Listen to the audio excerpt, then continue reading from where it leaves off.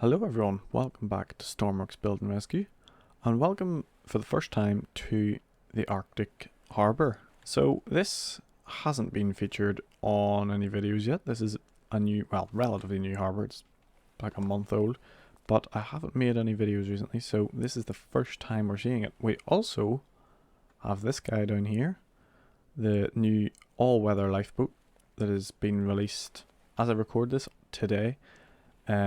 So we're going to be having a look around these two things today. So this harbour was built for the JSI Marina competition. Pretty much the challenge was to just make a marina. And yeah, this is what I came up with. It's situated in Arcturus, the lighthouse Arcturus, up on the east coast of the Arctic mainland. So it's in a fairly remote place, but it's cool because it's got this sort of cove naturally around it that gives it a bit of protection. Start off our tour going up this ramp, which brings us into the garage. Garage doesn't really do much, it's just a store. We've got some canoes, some tires for fenders, some repair kits, and a little workbench over here, and then some firefighting equipment and the power control for the building. Then we've got the nice sort of boat clubhouse, like a boat club, which when you come in the door, you've got some lockers. This is for if you're out sailing around, you need to change into your foul weather gear. And then you come up here to the bar. This is where all the sailors go after having a little regatta or something, or after just a nice cruise up through all the massive icebergs that tower way above your boat, making your trip extremely terrifying.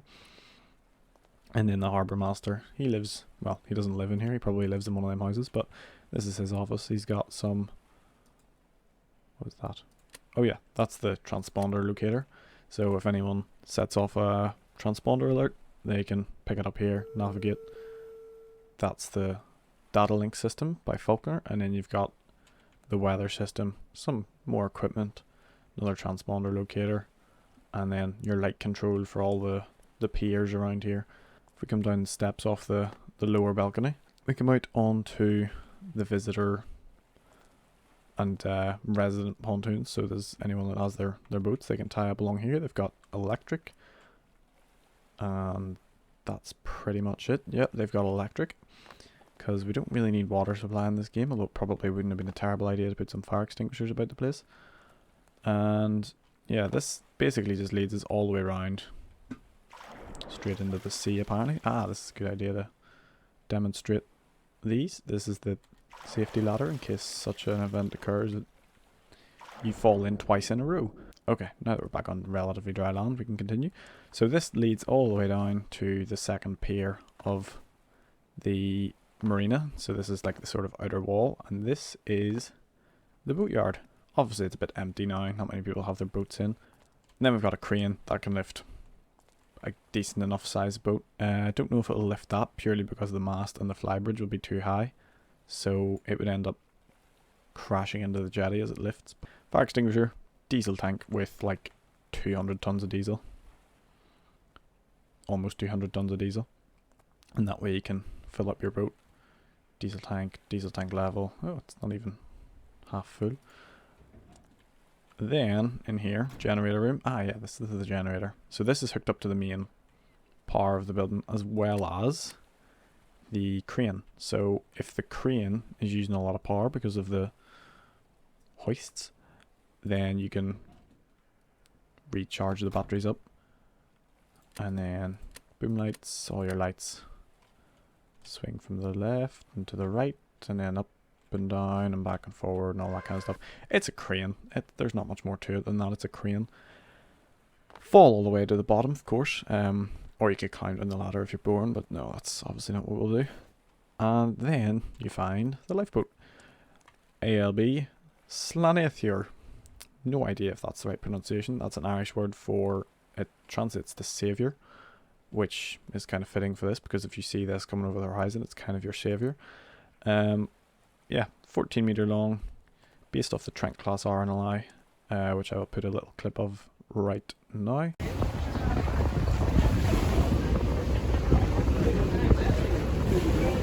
Basically, I've been wanting to build one of these for a while, and then the other day at work, we had a demonstration alongside one, and yeah, I just thought screw it, I'll go for it. Instruments, lights, all that, all controlled on separate breakers, and then there's breakers down below. And then we've got survivor cabin lights, wheelhouse lights, which can go on the night mode and day mode. Although why you'd have the lights on in the day doesn't really matter. Medical area, so you can have your medic here, and then your patient on the bed, oxygen masks, first aid kits, defibs, all that kind of stuff. And then navigator sheet with pretend paper chart, and another signal locator for any signals that they get out at sea. So this is the survivor cabin. This has space for space for 25 survivors. There's 26 survivor capacity with one in the medic bed. I think we're hitting the pier, which is why the boat's tipping over like that. But yeah, there's roughly enough coats for everyone here.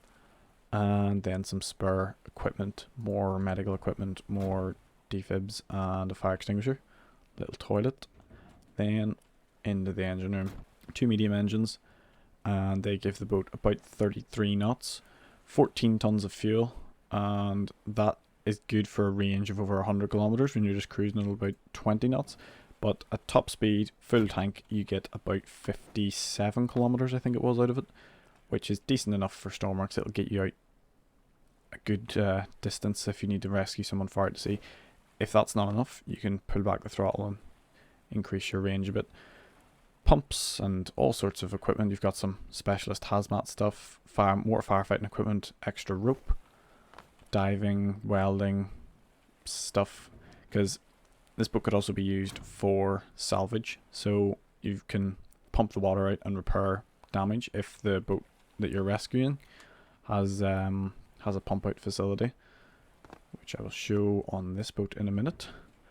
This is the pump, then, so you can plug your hose in there and then turn on the salvage pumps. This thing here is if the boat doesn't have a salvage attachment. That's just going to destroy everything. So these are the hoses then for your salvage pump if you need them, or alternatively, fire hose. Also useful for washing down the deck. Not that that's a thing in Stormworks. And then you've got 2 outlets for that, so that you can have multiple people working on a fire if you need to. Then we climb up here to the flybridge. First thing you come to is your fluid hose, and that's your cabin drain. So that's connected to a fluid port inside the cabin, which will empty out all the water slowly if you manage to fill up the boat with water and your bilge pumps are disabled. Extra kit, got some firefighting equipment, flares, so that you can light up the night sky if it's a bit too dark and you're trying to do search and rescue. And then basically when you switch over the controls, all of the controls that you need come onto here. You've got sonar there, it's not turned on at the minute. You've got radar, and then your throttle and controls, and your maneuver mode controls, we'll call it that. Last thing, just before I forget, it can also tow. So if needs be, you can tow a fairly big boat. It won't do it with any great speed, but it will definitely keep them off the rocks or from drifting away. It can hold a boat steady for a good while. And then also we have a fire turret. So this is as well as the fire hoses on the back. You've got a separate system with a turret that you can firefight from. So it just gives you a bit more like a constant flow instead of having to have someone standing out on deck with a hose pointed at a fire. So yeah, plenty of eventualities covered. And then this area down here for your fuel refill, and then also a bit lower down so that it's easier to pick people up from the water. On the real boats, there's a sling here that folds out, drops into the water, and then you can put the person that's fallen in or that you're recovering from the water in the sling and then pull them up that way. But there wasn't enough room for me to be able to walk past, which was kind of annoying, but it does the job without it.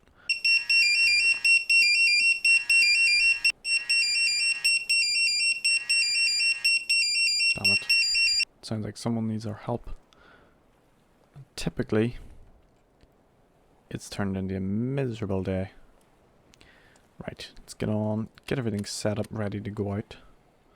Probably stay inside today because it's very chilly out. Let's get all the electrics on, start up our engines, and we'll go up and get on the instruments. So, sonar, radar, if I can press the button, there we go. So, by the sounds of it, we're heading out to assist a vessel that has had a loss of power and is now getting caught by this weather that's rolled in. So, other than a loss of power, it sounds like everything's alright, but we can always expect the unexpected. Hopefully, it's just a case of being able to tow them back into harbour, get them home safe and sound. But we shall see. So, one thing this boat has a bit differently to a lot of boats that you would see on the workshop. I've done this with a few of my boats now, but they have individual controls for your two propellers. So, when you're in, don't know why I pressed that. When you're in maneuver mode, you can turn both propellers independently of each other using your up and down key and your W and S keys. So I can put one into reverse, one into forward, one into reverse, and that way you can pivot the boat just like in real life. Now, the downside of this is because it's in a particular mode, it only allows you to do it at slow speed, and you have to hold down the buttons at all times. But then, once you're out of the area that you need to maneuver in, you can turn off maneuver mode and start adjusting the throttle for both engines. We'll stick to about 55 for the minute until we figure out where we're heading, and then basically that'll keep it at 55% throttle. Both engines will sync up and you can just cruise along happy as Larry. There she is, our casualty vessel. Looks like a passenger rib. They must have tried to make it home before the weather worsened and then got caught out by something. So, how many people have we got on board? About 3 or 4 by the looks of it. Yeah. Okay, that's not too bad. Should be able to get it under tow and safely back to the harbour. Oh no, someone's in the water. Okay, they're our first priority now. So, I think what we're going to do, transfer across to the flybridge. That way we've got a bit more control. We'll close that door behind us so that... Oh. Close that door behind us so that if anything happens, we have air tightness in the cabin and will not be likely to capsize. We might still capsize, but it's unlikely. Right, let's line ourselves up and we can get ourselves attached. That guy looks like he's in relatively warm clothing, so hopefully he's all good for a little minute. But we will get to him as soon as possible. Just reverse our way back up. The twin engine control means that we can kind of pivot the boat around without needing to steer too much. And where's their tow point? There we go. So, rope is attached. Let's go grab our casualty in the water. Yeah, he's in a dry suit, so he's all good. So are we, so keep ourselves nice and warm. Our nice bright colours with a nice big bright life jacket, just so that no one can possibly miss where we are. Right, let's set him there for a minute. We'll probably stick him into the medical bed just while he recovers, because I'm sure he's not doing fantastic after that. Alright, last casualty is on board. We'll set them up here so that they're nice and close to the heater so that we can get them as warmed up as possible, because I'm sure they're quite cold after being stuck out here for a while. I'm going to let out a little bit of rope. Gives about maybe 20 or 30 meters. And then we'll start to make our way back down towards the harbour and get this boat safely home. There we go, harbour coming back into view now. So we'll just drop back the throttle, and what we'll do is we'll shorten up our tow, and that way we have a bit more control over the towing, or the towed vessel as we come in. And we're also going to transfer over to the flybridge, and that way we've got as much visibility as possible. We'll get the spotlights on as well so we can get a good view. So just trundle forward very slowly. Possibly might have to take this alongside us, but hopefully we can get in and then we can arrange the boat once we're in. Sort of thinking we should have maybe swapped over to a side tow for this last bit, because we're having a bit more of a difficult time than I'd have hoped. But we're nearly in. The boat is nearly alongside. Just give it one last twist, and then we should be close enough that we can hop down and do the rest with the ropes. And then what we'll do is we'll pull that in with the winch then, and that'll get that back into place.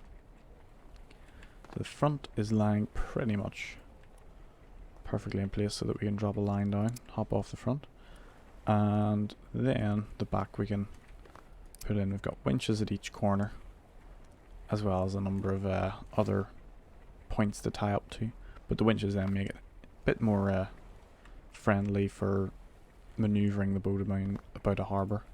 Right, back on board, the last rope's tied up, and we will just pull that in, and then that should pull us nice and tightly up alongside the pontoon.